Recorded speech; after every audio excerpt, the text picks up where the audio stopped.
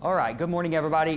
We are tracking Tropical Storm Ida here, 45-mile-per-hour wind, so it continues to weaken, but still producing some pretty strong gusts there near the center. It's moving north at 8. It's north of Macomb now, and it's headed up to Jackson. So if you evacuated to Jackson, going to be dealing with some gusty conditions through the rest of your Monday, and it could lose power up here.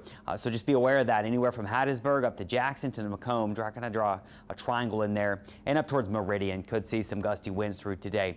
Now here back home, notice the worst of it's past us, but we're still going to feel impacts from Ida today. We're not done with it just yet. We still have tropical storm warnings for new tropical storm warnings that have been issued for Jefferson, Orleans, the North Shore, and going into Mississippi. That's because we're still going to see some gusty winds through this morning, and even into this afternoon we could see some strong wind gusts. Now south of the lake, here's really what we're going to be watching. So right now we've got an area of this feeder band feeding up into Ida, which is well to the north of this spot, but it's this moisture traveling over this area, and it's going to produce continuous on and off showers, and these are going to be tropical downpours that could definitely dump some heavy rainfall. So what we'll be watching is to see who these impact. Right now the Mississippi coast is definitely going to get most of these showers this morning down towards eastern St. Bernard. Plaquemines Parish is not dealing with nice weather, and this continues down to Galliano, Leeville, Port Fourchon, Golden Meadow, anywhere in lower Lafourche and down towards the Grand Isle area, and then skirting Houma. Now what we'll be watching today with our trends is how close does this try to get to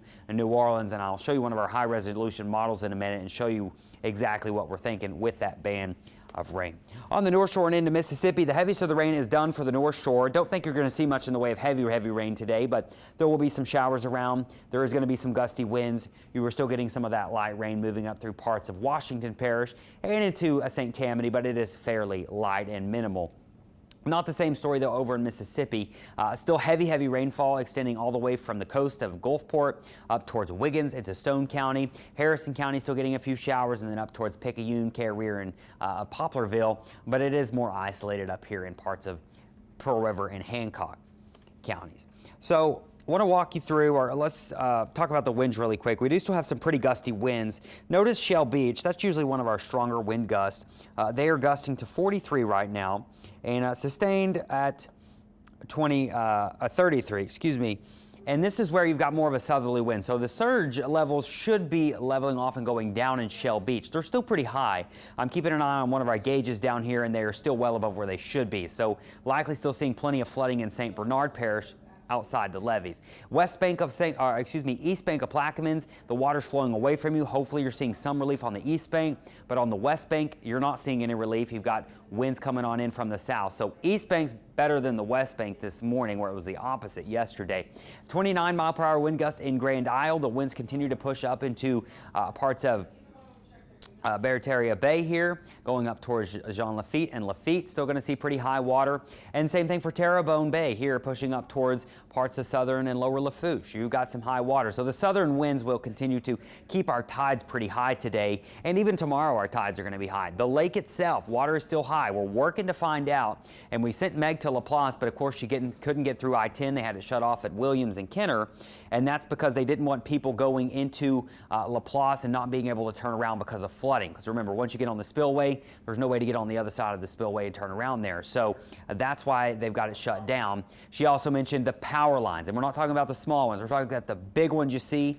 They were on the road there as they were driving through parts of Jefferson Parish. Now here in New Orleans, while we've got winds out of the north or out of the south pushing water away from us, our tides are still pretty high here in New Orleans. I was just looking, and they're still running about 5 feet above the ground level there. So our tides will continue to be high and will be gusty today. And Peyton, how do you think they're going to rank this hurricane? In what way? Sorry. In comparison to others, I mean, as we said, you were saying this morning an interesting fact. Only within a 2-year period, now we've had 2 Category 4 storms hit Louisiana. Yeah, 150-mile-per-hour ones. I mean, this will go down as one of those storms that people talk about for generations. It will, especially for these people who are just absolutely going through the worst of it right now down in Houma and Thibodaux. You know, you always have that storm you think of. August 29th, 2021 for people will be Ida.